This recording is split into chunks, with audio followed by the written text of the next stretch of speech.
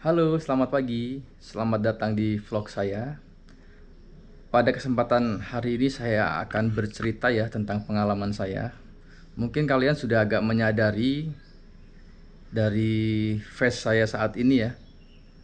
Ya, saya sedang mengidap penyakit Bell palsy atau bahasa umumnya ya, kelumpuhan pada saraf. Gejalanya mirip dengan stroke, tapi ini bukan stroke. Jadi Bell palsy ini adalah saraf pada muka kita atau biasa disebut saraf ketujuh itu mengalami peradangan yang mengakibatkan saraf tersebut lumpuh, dan lumpuhnya bersifat sementara. Nah, di sini saya akan bercerita tentang pengalaman saya, dan saya akan menggunakan bahasa umum ya, bukan bahasa kedokteran. Saya takut salah ngomong.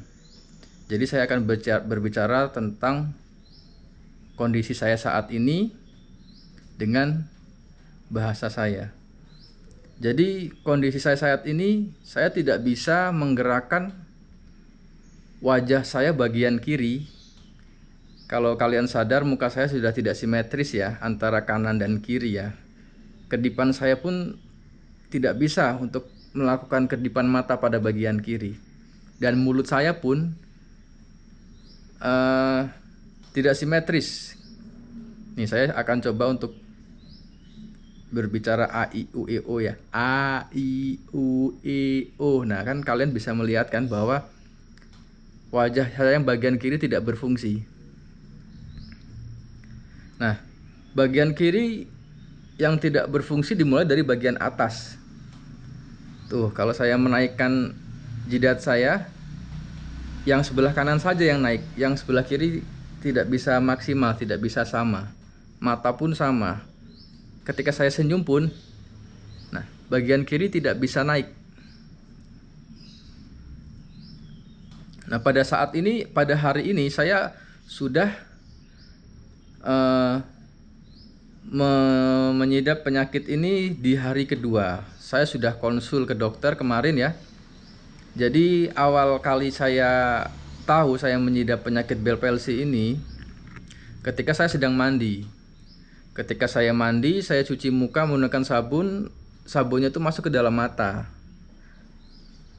Saya anggap biasa aja, saya belum berpikir jauh ya. Kemudian saya berkaca sambil memainkan mulut saya, mangap-mangap, kok ada yang aneh gitu, karena mulut saya yang bagian kiri tidak sinkron dengan kanan gitu. Nah, di sini saya sudah sangat panik sekali ya. Tapi saya berusaha untuk terus berpikir positif. Saya tanyakan kepada istri saya, karena kebetulan istri saya orang kesehatan. Kemudian dia pernah mendengar pengalaman tersebut. Dia langsung hubungin teman dia. Dia juga pernah kebetulan mengalami penyakit tersebut. Dan teman istri saya tuh bilang bahwa jangan terlalu berpikir macam-macam. Mudah-mudahan cepat sembuh, segera langsung konsultasi ke dokter. Nah, pada hari itu juga sore saya langsung ke rumah sakit untuk menemui dokter spesialis saraf. Nah, di sana dijelaskan bahwa, nah, sebelum dijelaskan saya ditanya oleh dokter, sudah berapa hari mengalami seperti ini. Nah, kebetulan saya baru hari ini, dok, kata saya kan. Nah, dokter berbicara bahwa bagus, karena kondisinya masih awal ya, jangan sampai kita konsultasi atau datang ke dokter ketika kondisi kita sudah terlalu parah gitu, karena sudah lama.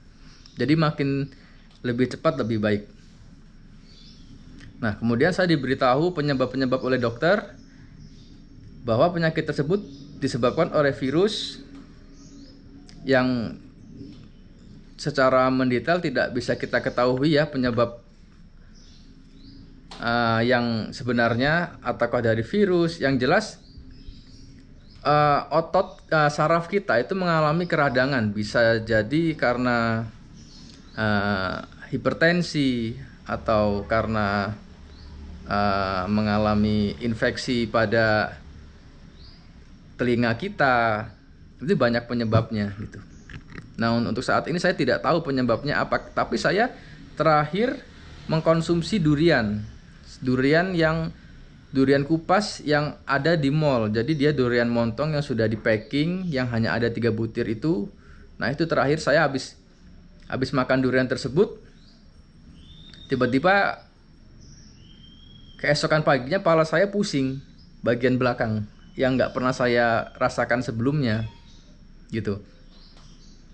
Nah, dari dokter saya diberi obat.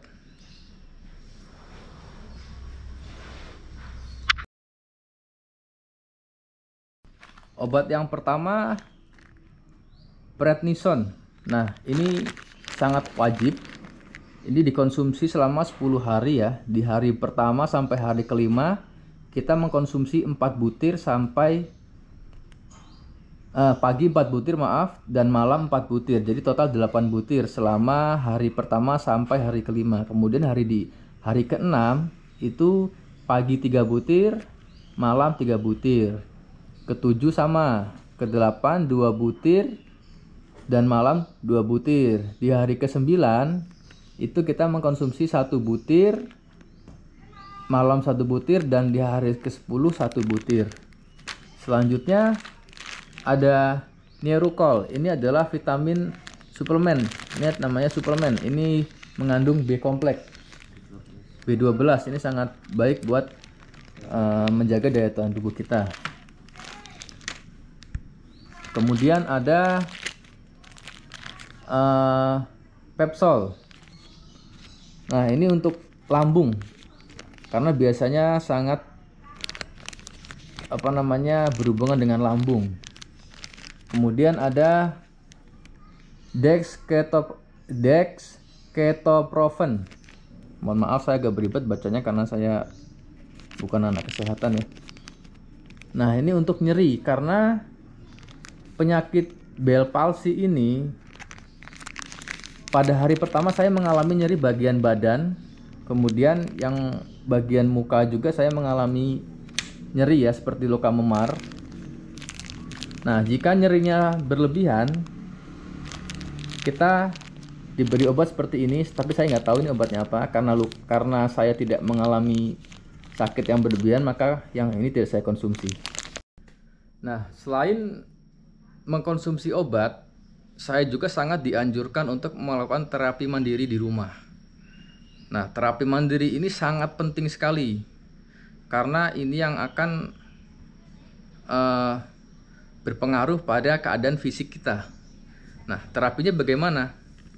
Yang pertama, kita usap atau pijat ke arah belakang bagian saraf ketujuhnya, karena saraf ketujuh ada di bagian dekat telinga. Nah, seperti ini. Dilakukan secara terus-menerus setiap hari, setiap saat. Ini berfungsi untuk mengembalikan kembali saraf, biar kembali seperti melatih saraf untuk kembali normal seperti awal. Kemudian bagian atas jidat ya, ke atas, karena kan kita tuh untuk ke atas kita susah, nggak bisa, merasa kaku. Terus kemudian kelopak mata, buka tutup, dan seterusnya. Atau bisa juga kita menggunakan handuk hangat. Nah, handuk hangat kita basahi dengan air hangat ya, kita peras, kemudian kita pijatkan juga seperti ini, sama. Itu fungsinya sama. Lalu kita bisa melatih otot saraf kita dengan menggerak-gerakkan sesering mungkin, seperti kita mainkan mulut kita, terus, dan kita naik turunkan jidat kita kedip-kedipkan seperti terus setiap saat ya. Nah, mungkin itu aja info dari saya. Barangkali ada dari teman-teman yang mengidap penyakit tersebut atau saudara, mungkin bisa bermanfaat. Kita bisa sembuh bareng ya. Nanti